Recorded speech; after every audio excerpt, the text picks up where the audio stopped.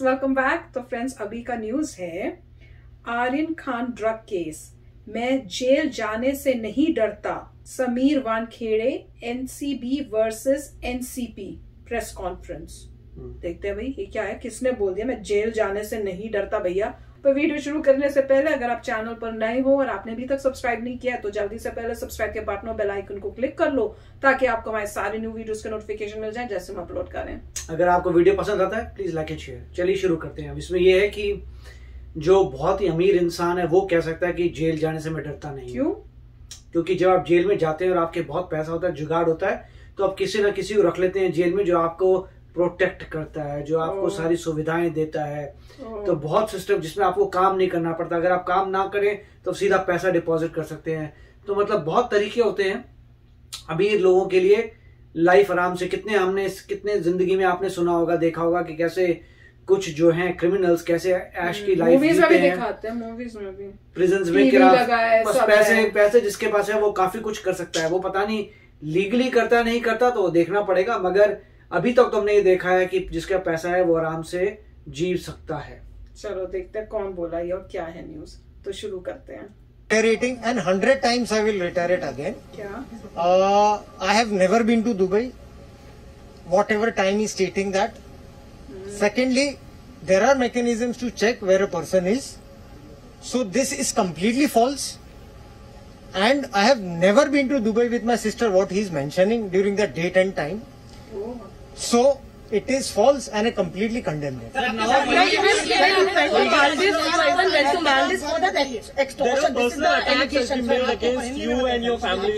Regarding हमारे जो पिछले 15 दिन से जो हमारे पर पर्सनल अटैक हो रहे हैं, जो मेरी जो मृतक माँ है वहां पर अटैक हो रहे हैं, मेरी जो बहन है उस पर अटैक हो रहा है, मेरे जो सेवानिवृत्त पिता है, मेरे डैडी हैं, उन पे ही अटैक हो रहा है, जिसकी मैं घोर निंदा करता हूँ।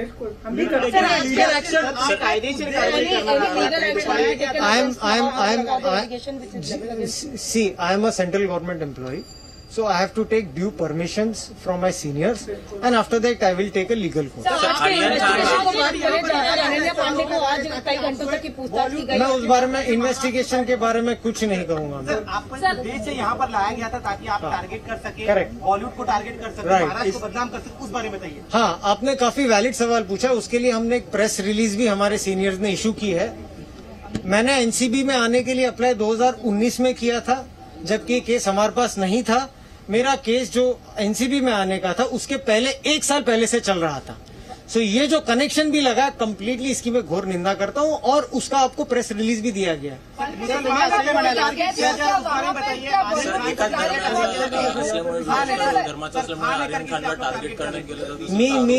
मी ते काही सांगू शकत नाही। I am just a government officer, I am just doing my duty. जे कोणी एनडीपीएस ऍक्ट व्हायोलेट करतात, I am not a person who can comment on that.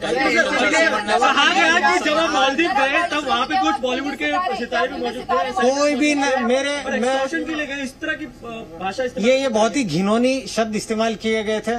मुझे नहीं लगता है कि कोई छोटे बच्चों के साथ में जाके एक्सटॉर्शन जैसी घटिया चीज या घटिया क्राइम कोई भी करेगा। नवाब मलिक सेलिब्रिटी से आप वहाँ पर मिले थे क्या? किसी से मुलाकात हुई आपकी? मेरी किसके साथ कोई मुलाकात नहीं हुई है। It was with all due permissions, everything legal. मैंने कुछ गलत नहीं किया। धन्यवाद। सर, नवाब मलिक के चार सर पहला मौका नहीं है जो आपके परिवार को टारगेट किया गया। Thank you. ये पहला मौका नहीं है जो आपके परिवार तो एनसीबी के जोनल डायरेक्टर समीर वानखेड़े फिलहाल ये कहते हो कि मैं जेल जाने से नहीं डरता। एनसीबी जिस तरीके से ये पिछले 15 दिनों से अगर प्रोफेशनलिज्म हो तो मुझे कोई चीज के लिए आपत्ति नहीं है, लेकिन मैं फिर से रिटायरेट करूंगा। एक महिला, एक डेड महिला, उसके ऊपर आप एलिगेशन लगा रहे हो। एक सिस्टर, एक जो बच्चों की माँ है, आप उसका इंस्टाग्राम पे जाके उसकी स्नूपिंग कर रहे हो, उसके ऊपर आप एलिगेशन लगा रहे हो। उसके ऊपर एक जो 77 ईयर्स का एक वृद्ध है, रिटायर्ड पर्सन है, अब उसमें एलिगेशन लगा रहे हो। किस चीज के लिए? जस्ट आपके नेशनल सर्विस करने के लिए। और आपको हम लोग जो हमारा प्रोफेशनल जो काम करते हैं, अब उसको पर्सनली लेके, और जो कोई भी आपके साथ में जो हमारे ऑलरेडी जो पहले कार्रवाई हुई है अब वो चीज को लाके मेरी फैमिली पे अटैक करेंगे, उस चीज की मैं निंदा करता हूँ। नवाब मलिक यानी से फोटो ट्वीट के लिए जो मोरल है यहाँ से, मेरा कोई मोरल डाउन नहीं होगा। ये हमारा, ये मेरा मोरल और स्ट्रांग होगा, मैं और अच्छे से काम करूंगा।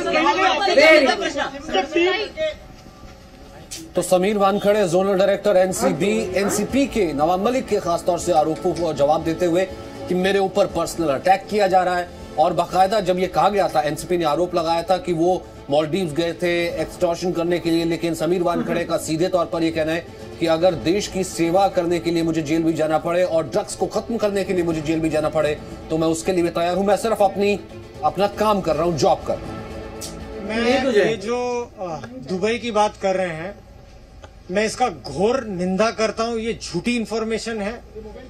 जिस तारीख ये जो कह रहे हैं दिसंबर में, मैं उस टाइम पे मुंबई में हूं। ये उस चीज की जांच कर सकते हैं। पूरी तरीके से मैं इसका खंडन करता हूं। और ये जो शब्द है खंडनी, एक्सटॉर्शन, ये बहुत ही घटिया शब्द है। मैं गया था मालदीव्स में, बाकायदा गवर्नमेंट की, हमारे जो कॉम्पिटेंट अथॉरिटी होती है उनकी परमिशन मैंने लिया है। मैं सरकार की परमिशन लेके अपने बच्चों के साथ में, अपने फैमिली के साथ में गया हूं। तो अगर उसे एक्सटॉर्शन कहते हैं तो दिस इज नॉट। तो फ्रेंड्स, शेमलेस कि जो लोग इतने ट्रूथफुल, ड्यूटीफुल ऑफिसर के ऊपर इस टाइप की बातें करें, डिस्गस्टिंग, शेमफुल, उनको चुल्लू भर पानी में जाके डूब मरना चाहिए। एक अच्छा इंसान अपना फर्ज निभा रहा है, उसको इतना प्रेशराइज कर रहे हैं, उसको कह रहे हैं कि मेरी मदर जो है, जिनकी डेथ हो गई है, उनको भी नहीं छोड़ रहे, कि उनको भी उन कंट्रोवर्सीज में डालने की कोशिश हो रही है। जो उनकी सिस्टर हैं, ऐसे लग रहा है, जो मैरिड हैं, उनको भी फॉलो करके कुछ ढूंढने की कोशिश हो रही है, उनके बारे में भी मिस इन्फॉर्मेशन फैलाई जा रही है। तो ये तो दिख ही रहा है कि कितना गंदा ये बॉलीवुड है और उसके सपोर्टर्स हैं। और हम एज कॉमन पीपल, चाहे हम फैन हो किसी स्टार बॉलीवुड एक्टर के, बार बार मुझसे पता नहीं क्यों हीरो निकलता है क्योंकि इतना सुनते हैं, चाहे हम फैन हो किसी बॉलीवुड एक्टर के, जब एक आम आदमी जो है लड़ रहा हो इन लोगों के, इन बॉलीवुड के अगेंस्ट, हमें स्टैंड करना चाहिए इस आम आदमी के साथ। क्यों? क्योंकि वो आदमी हमको रिप्रेजेंट करता है। प्लीज इसको मत भूलो। बाकी जो आपको कई कई जगहों से इंफॉर्मेशन आ रही हैं, और जैसे ये कह रहे हैं, ये मिनिस्टर्स बोल रहे हैं, वहां से बॉलीवुड के भी कितने सारे लोग आके खड़े हो गए सपोर्ट में, हमको उसका सपोर्ट करना चाहिए जो अपनी ड्यूटी निभा रहा है। वो अपनी ड्यूटी, सोचो कितना प्रेशर है उनके ऊपर। वो भी बाकियों की तरह, जैसे ये बॉलीवुड गलत काम करता है, ये भी जो है करप्शन कर सकते थे, पैसे ले सकते थे और कुछ ना करते, उनको जाके बता देते कि ऐसा ऐसे होने वाला है, आप मुझे इतने करोड़ रुपए दे दो। तो आपको क्या लगता है क्या शाहरुख खान दे नहीं सकता था? उसी टाइम दे देता। पर क्या उन्होंने ये किया है? उनको पहले से पता होगा कि मेरे ऊपर इतने प्रेशर आएंगे जब मैं ये काम करूंगा, क्योंकि मैं पकड़ रहा हूं इतने अमीर और बड़े इंसान को। बड़ा इन द सेंस जिसके पास मनी है, बड़ा नॉट इन सेंस कि उसके कर्म अच्छे हैं। तो उसके बाद आप उसको इस तरह से डिग्रेड कर रहे हो। वो ड्यूटी कर रहा है उनकी, मतलब उनको बोलते हुए ही वॉज इमोशनल। वो बेचारे दुखी हैं, परेशान हैं। पर उनकी एक बात मुझे बहुत अच्छी लगी, उन्होंने कहा अब मैं और जोश से करूंगा। जो एक सच्चा इंसान होता है वो यही करता है। तुमने ये किया, मैं तो इनको कहूंगी कि अब सबको एक एक बॉलीवुड में जो है ना, उनको छोड़ो मत, बख्शो मत, पकड़ो और डालो जेल के अंदर। और जो जहां से ये लेते हैं ना ड्रग्स, उनको भी पकड़ के ऐसी सजाएं दो कि बॉलीवुड कांपे। अब जब भी उनको ड्रग्स का नाम भी सुनने को मिले ना, कांपे। बहुत शर्म की बात है, इतना गुस्सा आ रहा है मुझको कि उनको आके बोलना पड़ रहा है प्रेस के सामने। राइट, पहली बात तो ये है कि एनसीबी में जो भी अप्लाई कर रहा है वो स्ट्रांग बंदा है इमोशनली, राइट। कोई आम आदमी तो ऐसे कोई एनसीबी में अप्लाई नहीं करेगा, और जैसे बोल रहे हैं डायरेक्टर है वो ऐसे नहीं बनते। तो जो बंदा वहां पे जाके सक्सेसफुल हो रहा है, उसका माइंडसेट बहुत स्ट्रांग है, वो बहुत स्ट्रांग है बंदा, उसको आप कुछ नहीं कर सकते। वो यहाँ पे सिर्फ आके बता रहे हैं लोगों को कि सब बकवास है, वो बता रहे हैं कैसे दुनिया अटैक कर रही है।